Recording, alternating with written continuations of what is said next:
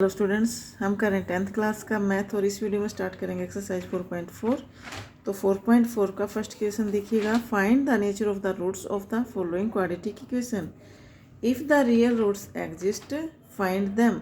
यहाँ पे ये तीन क्वाड्रेटिक इक्वेशन आपको दी गई हैं और यहाँ पे बोला गया है कि आपको रूट्स की नेचर बतानी है और यदि रूट्स रियल एग्जिस्ट कर रहे हैं तो आपको उनकी वैल्यू फाइंड करनी है। तो देखिएगा बारी बारी से। यहाँ पे मैं आपको इंट्रोडक्शन में भी ये सब बता चुकी हूँ, दोबारा से फिर बता रही हूँ। यहाँ पे सबसे पहले आपको पता होना चाहिए क्वाड्रेटिक इक्वेशन होती क्या है। ax² प्लस में bx प्लस में c। तीन एक्सरसाइज हम सोल्व कर चुके हैं, फोर्थ एक्सरसाइज है, तो आपको पता चल गया होगा क्वाड्रेटिक इक्वेशन होती क्या है। तो क्वाड्रेटिक इक्वेशन के रूट्स फाइंड करने के हम आपको चार मेथड बताए थे, उसी में से एक था क्वाड्रेटिक फार्मूला। तो क्वाड्रेटिक फार्मूला जो था वो था आपका -b plus minus b² minus में 4ac अपॉन में 2a। तो यहाँ पे एक बार तो हम प्लस का साइन लेंगे, एक बार माइनस का, तो हमें दो रूट्स मिलेंगे। एक ये वाला मिलेगा अपॉन 2a और एक मिलेगा माइनस वाला। यहाँ पे एक बार प्लस लेंगे, एक बार माइनस लेंगे, तो ये रूट्स आपको मिलेंगे क्वाड्रेटिक इक्वेशन के। ठीक है, ये रियल रूट्स आपको फाइंड होंगे। अब जो है हमें रूट्स की नेचर फाइंड करने के लिए, रूट्स की नेचर का पता लगाने के लिए हमें क्या फाइंड करना पड़ेगा? डिस्क्रिमिनेंट। क्या फाइंड करना पड़ेगा? डिस्क्रिमिनेंट हमें फाइंड करना पड़ेगा, जिसे हम डी से डिनोट करते हैं। और जिसको निकालने का जो फॉर्मूला होता है वो क्या होता है? b² माइनस में 4ac। जो ये स्क्वायर रूट के अंदर वैल्यू है ये d है, ये डिस्क्रिमिनेंट है, ठीक है ना। b² minus 4ac। b यहाँ पे क्या है? कोफिशिएंट ऑफ x है। a यहाँ पे कोफिशिएंट ऑफ x² है और c जो है कांस्टेंट टर्म है। c क्या है? कांस्टेंट टर्म है। ठीक है, अब जो है आगे इनकी हमें कैसे पता चलेगा ये रूट्स की नेचर क्या है, कि रूट्स रियल है या इमेजिनरी हैं। तो यहाँ पे देखिएगा डिस्क्रिमिनेंट हम फाइंड करेंगे, तो डी फाइंड करेंगे। इफ़ सबसे पहले if D greater than 0, D क्या है? b² minus 4ac। यदि इसकी वैल्यू ग्रेटर देन 0 आती है, b² माइनस 4ac की वैल्यू क्या आ रही है? 0, यानी कि इसको सिंप्लीफाई करने के बाद ये वैल्यू हमें 0 से बड़ी फाइंड हो रही है। तो देन फाइंड डिस्टिंक्ट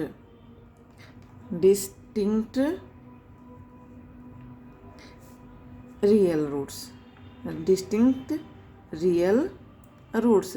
अब डिस्टिंक्ट का मतलब होता है अलग अलग, यानी कि हमें दो अलग अलग रूट्स मिलेंगे। क्या मिलेंगे? दो अलग अलग रूट्स हमें फाइंड होंगे। कब? जब ये वैल्यू d की वैल्यू ग्रेटर देन 0 आती है तो। ठीक है, जैसे कि ये दो अलग अलग आपको रियल रूट्स मिले हैं, ऐसे ही आपको अलग अलग दो रियल रूट्स फाइंड होंगे यदि इसकी वैल्यू सिंप्लीफाई करने के बाद 0 से बड़ी आती है तो। इफ़ d इक्वल 0, यदि d की वैल्यू 0 आती है, यानी कि ये 0 हो जाता है, तब आपको then find equal real roots. तो हमें क्या मिलेगा? दो इक्वल रियल रूट्स फाइंड होंगे। तब हमें क्या होगा? दो इक्वल रियल रूट्स फाइंड होंगे। देखिएगा अगर ये 0 हो जाता है तो ये पूरा का पूरा 0 हो जाता है। ठीक है, तो क्या बचता है? -b/2a minus b/2a। दोनों इक्वल वैल्यू आपको फाइंड होएंगी। ठीक है, अब जो है if d less than 0, d less than 0 या d लेस देन कब होगी?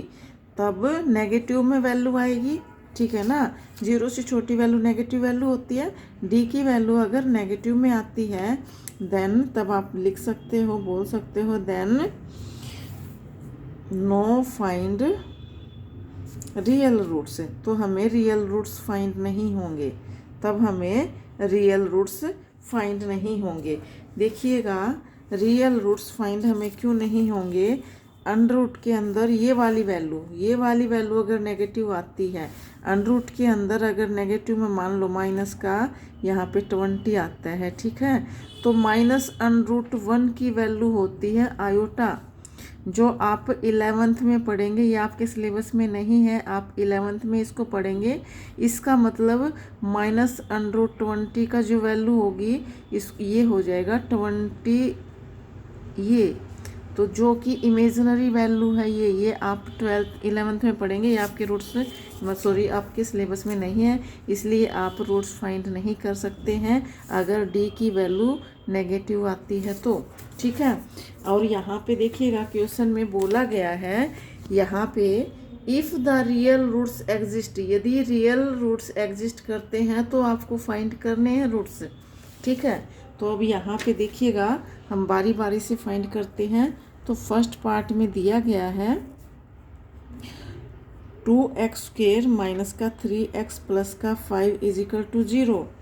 तो यहाँ पे हमें डिस्क्रिमिनेंट हम इसका फाइंड करेंगे, यानी कि d हम निकालेंगे।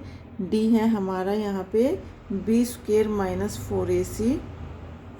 तो यहाँ पे b क्या है देखिएगा, a है कोफिशिएंट ऑफ x², a कितना हो जाएगा यहाँ पे 2, और b होता है कोफिशिएंट ऑफ x, जो कि यहाँ पे माइनस का 3 है, साइन हम साथ में लेंगे याद रखना, तो माइनस का 3, और c क्या है यहाँ पे कांस्टेंट टर्म c 5, तो c यहाँ पे 5 है, तो यहाँ वैल्यू पुट करिएगा। b कितना है माइनस का 3 है, तो माइनस 3 का होल स्क्वायर माइनस 4, a कितना है 2 है, c कितना है 5 है, तो ये कितना आएगा देखिएगा, माइनस का स्क्वायर करूँगी तो प्लस आएगा, और 3 का स्क्वायर करूँगी तो 9 हो जाएगा, और ये हो जाएगा माइनस 4 × 2 8 माइनस का 40।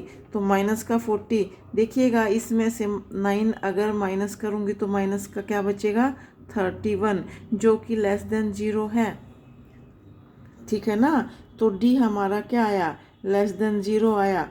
Therefore the given equation has no real roots, तो इस इक्वेशन के रियल रूट्स हम फाइंड नहीं कर सकते हैं, ठीक है ना। सेकंड पार्ट में दिया गया है 3x² माइनस 4 √3x और प्लस का 4 इक्वल में 0।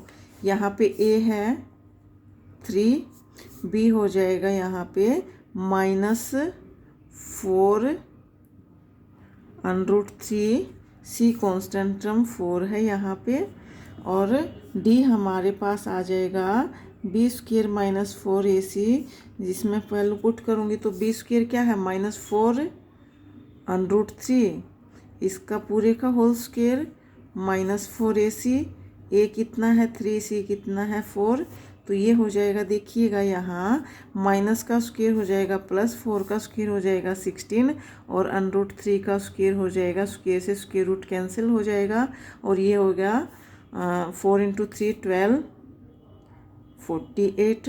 अब देखिएगा यहाँ पे ये √ से स्क्वायर रूट कट जाएगा, तो 16 × 3 कितना हो जाएगा 48, तो d की वैल्यू आ जाएगी आपके पास 48 - 48, जो कि है 0, ठीक है ना। तो d किसके इक्वल आ गया 0 के, तो 0 के इक्वल आता है d, तो यहाँ पे क्या मिलता है हमें इक्वल रूट्स मिलते हैं, ठीक है ना, रियल।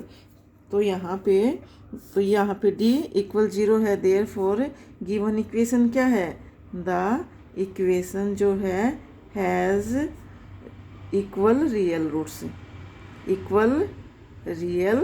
रूट्स।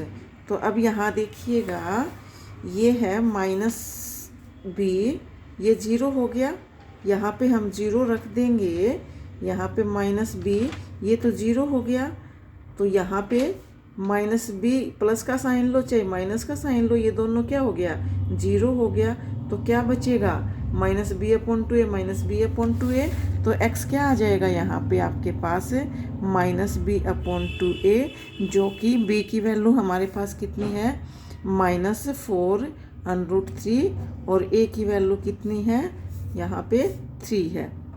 अब देखिएगा 2 से 2 कैंसिल हो जाएगा, तो ये हो जाएगा यहाँ पे सॉरी, यहाँ पे माइनस बी, ये माइनस है और माइनस ये है, ठीक है। तो माइनस माइनस क्या हो जाएगा, प्लस हो जाएगा। तो ये हो जाएगा प्लस का 2√3/3।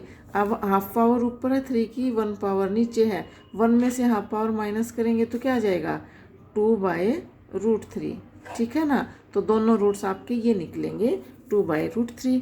थर्ड पार्ट में जो गिवन है वो है 2x² माइनस का 6x प्लस का 3 इक्वल में 0। यहाँ पे a कितना है, 2 है, b कितना है, माइनस का 6, और c कितना है 3। तो d हमारा आ जाएगा b², यानी कि b² यानी कि माइनस का 6 का square minus 4ac, b² minus 4ac।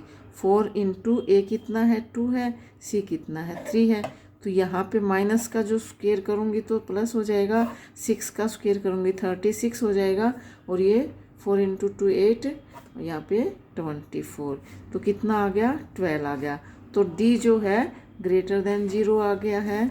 तो d जो ग्रेटर देन 0 आया है, देयरफॉर, तो यहाँ आप लिखेंगे इक्वेशन जो है हमारी, the equation has distinct real roots. Real roots, distinct का मतलब अलग अलग रियल रूट्स हमें मिलेंगे। तो यहाँ देखिएगा, तो हो जाएगा -b plus minus √d upon में 2a। तो d हमारे पास क्या आ गया, -b कितना है, माइनस का 6 है, प्लस माइनस d हमारे पास कितना आया, 12 आ गया, अपॉन में 2a, a कितना है, 2 है। तो यहाँ माइनस माइनस हो जाएगा प्लस, प्लस माइनस में इसको मैं ऐसे लिख दूँ 12 को, देखिएगा 12 को मैं ऐसे लिख दूँ 4 इंटू 3, तो ये अलग अलग हो जाएगा, तो ये हो जाएगा 4 इंटू √3 अपॉन में 2 इंटू 2 4 हो जाएगा। अब यहाँ √4 का स्क्वायर रूट क्या हो जाएगा, 2 हो जाएगा।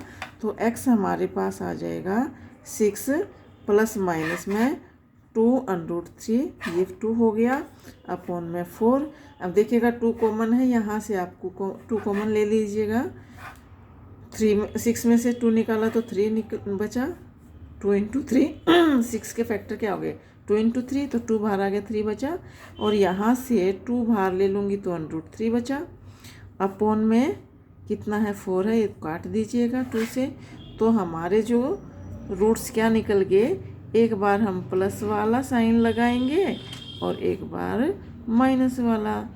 तो एक रूट्स हमारा ये हो गया और एक रूट्स हमारा ये हो गया, 2 रियल रूट्स हमें फाइंड हो गए।